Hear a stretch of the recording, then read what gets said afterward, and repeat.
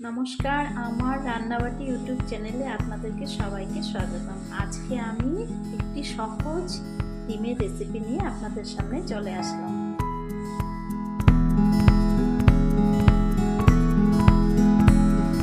আজকে একটি ডিম দিয়ে অন্যরকম ভাবে রান্না করব। 5টা ডিম আমি এখানে নিয়ে নিলাম আর একটু সামান্য নুন দিয়ে দিব, এটার মধ্যে উপর থেকে ছিটিয়ে দিব, এভাবে দিয়ে দিব। তারপর কড়াইতে আমি তেল বসিয়ে নিয়েছি। এখন আমি কড়াইতে সেই ভেঙে রাখা ডিমগুলি না ফেটিয়ে আস্তে করে ছেড়ে দিব, এইভাবেই ছেড়ে দিব।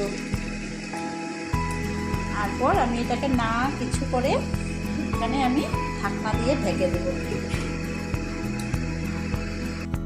এখানে আমি কাঁচা লঙ্কা, পেঁয়াজ কুচি, রসুন আর টমেটো এগুলিকে একসাথে কেটে নিয়ে নিব। এটা হলো একেবারে সহজ এবং শর্টকাট পদ্ধতিতে রান্না করা।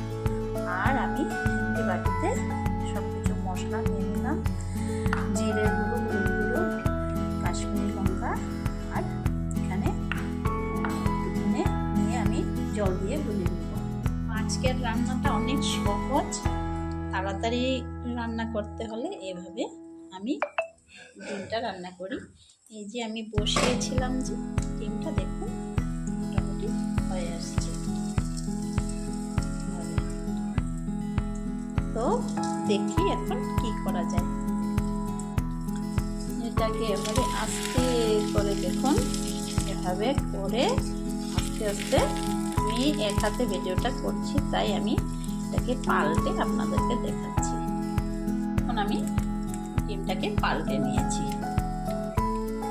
তারপর আমি এটাকে নামিয়ে এটাকে আমি পিস পিস করে কেটে নেব। দেখুন লুকটা এভাবে হয়েছে। তো এখানে কুসুমগুলি দেখুন মিডলে আছে, তো আমরা 4 জনে খাবো। তো আমি এক একটা পিসের মধ্যে এক একটা কুসুম রেখে দেব, এভাবে আমি কেটে নেব। তো আমি কেটে আপনাদেরকে আবার দেখাচ্ছি। এভাবে আমি ডিমটাকে 4 পিস করে নিলাম। আর দেখুন কি সুন্দর লাগছে দেখতে। আর আমি এদিকে কড়াই বসিয়ে দিয়েছি, একটা দারচিনি দিয়ে দিয়েছি তেলের মধ্যে। আর আমি এখন কেটে রেখেছিলাম একসাথে সব কিছু, এটাকে আমি পুরো দিয়ে দেবো। এগুলিকে আমি পেস্ট করবো না, এভাবেই আমি দিয়ে দেবো, সব দিয়ে দেবো।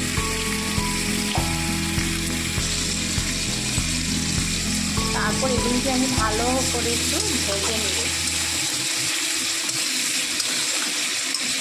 যত সময় না টমেটোটা ভালো করে নরম হয়ে যাবে ততক্ষণ এটাকে ভালো করে ভেজে নেব, টমেটোটা নরম হওয়া পর্যন্ত।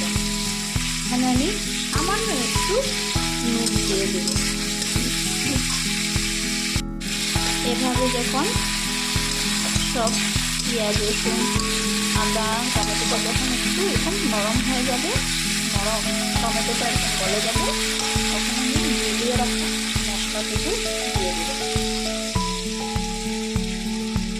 দিয়ে এখন এটাকে ভালো করে কষাবো।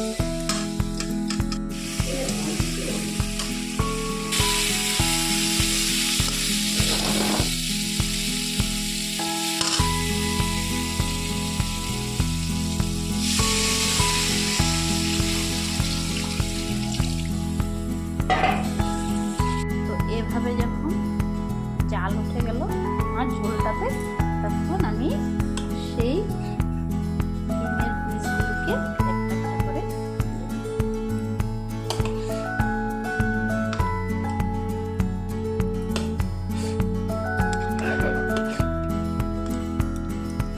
বাস। এখন এটা সিদ্ধ হয়ে গেলেই ভালো করে এটা রেডি হয়ে যাবে আমার আজকে তরকারিটা।